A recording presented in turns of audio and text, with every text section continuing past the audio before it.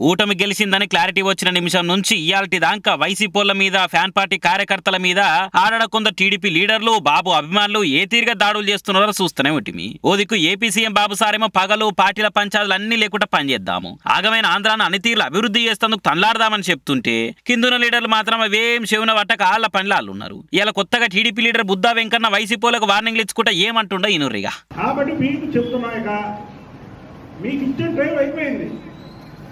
మీరు ఆ టైంని సద్వినియోగం చేసుకొని భార్య పిల్లలతో పారిపోవడం కాదు, పండి మీరు వదిలేస్తాం. అంతేగాని మీరు పిచ్చి పిచ్చి వేషాలు వేసి చంద్రబాబు గారి గురించి ఒక్కసారి కానీ నువ్వు మాట్లాడితే ఎవడు మాట్లాడినా విజయవాడలో ఇది రాజధాని, విజయవాడ రాకుండా ఎవడో విజయవాడ వచ్చినా వదిలిపెట్టేది లేదు. చంద్రబాబు గారి మీద పిచ్చి పిచ్చి వాగులు వాగితే నేను ఓపెన్గా చెప్తున్నా. ఈ కుక్కలు వీళ్ళు అరిచే కుక్కలు వీళ్ళ గురించి తెలుసు. మా కృష్ణా జిల్లాలో ఎవరు కొడాలని కానీ వల్లవనేని వంశీ కానీ జోగి రమేష్ కానీ దేవినేని అవినాష్ కానీ వెల్లంపల్లి సీను కానీ ఈ 5 కూడా అరిచే కుక్కలు. హత్యాలు సీన్ లేదు వీళ్ళకి. కాబట్టి మేము వదిలేసాం, వీళ్ళేదో అరిచారు రాని. అలాగని మళ్ళీ ఇంకా అరుతున్నారు అనుకో, పిచ్చి కుక్కలు మళ్ళీ ఓవర్గా అరిచి ఏం చెప్తాయని కరుతాయని రాళ్ళు పెట్టి పడతారు. అలా చేస్తాం మేము కూడా చెప్తున్నాయి. అడగాని ఎక్కడైనా సరే నీ పిచ్చి పిచ్చి వాగు నీకు ఇచ్చే టైం అయిపోయింది. చంద్రబాబు గారి గురించి ఇంకొక మాట్లాడామంటే నువ్వు కాదు ఎవడు మాట్లాడినా సరే విజయవాడలో బుద్ధా వెంకన్న అనే వ్యక్తి చంద్రబాబు నాయుడు గారికి ఎప్పుడూ సైనికుడుగానే ఉంటా. నేనేదో ఎమ్మెల్యే అవ్వలేదు, ఎంపీ అవ్వలేదు, బుద్ధా వెంకన్న ఉన్నాడు అనుకుంటున్నారే మీరు. అవన్నీ నథింగ్.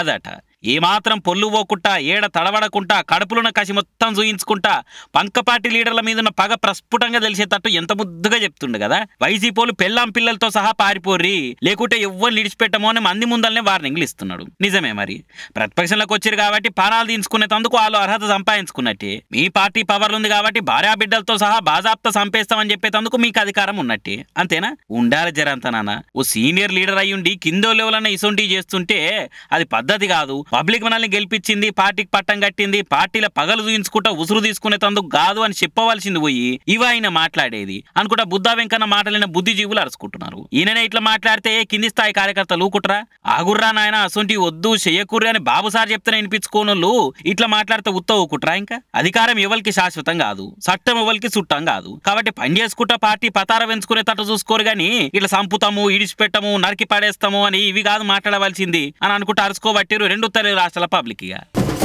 ఉపాయం ఉన్నోళ్ళు ఉపాసం బండరు అని అంటారు కానీ టైమును కరెక్ట్ గా వాడుకునేటోళ్ళు టైం వేస్టే చేయరని చెప్పేసి ఇది. ఆర్టీసీ బస్సులు ఆడోళ్ళు ఫ్రీ అని పెట్టిన కాంచి రోజు కొప్పులు పట్టుకొని కొట్లాటలు, బీప్ మాటలతో బీపీలేసి పంచాదులు ఇవే కావు, ఇగో ఇసుంటి కూడా కానొస్తున్నాయి ఆడాడ. మరి అక్క ఏ నుంచి ఏడిపోతుందో గానీ ఆర్టీసీ బస్ ఎక్కి సీట్ల కూర్చొని సూదితోని చీరకి చిన్నగా ఎంబ్రాయిడరీ చేసుకుంటా కానొచ్చింది. మరి కుడిచేదిక్కు ఎవరుంటే కుచ్చుకుంటది సూది అన్న ఫిగర్ కూడా లేదు అక్కకి. ఎవ్వలేమన్నా అనుకోని దొంగ పని చేస్తున్నా తప్పని చేస్తున్నా అనుకుంటా ఆమె పని కానిసరే ఉంది. మరి దగ్గర లేదన్నా దావతుందో లేకుంటే డిజైన్ పెద్దదో గానీ మంచిగా నడమని ఎత్తుకోకుండా ముద్దుగా ముచ్చట పెట్టుకుంటా శశికళ వదిన బిడ్డ పెద్ద మనిషి దావైతే అయితే గంపకం చేసిన గర్జలు కూడా లేదత్తమ్మా. ఆ రత్నమల్ల చిన్న కూడా నీళ్ళు పోసుకుంటే యారాలు చూస్తా అని కూడా పోలేదట.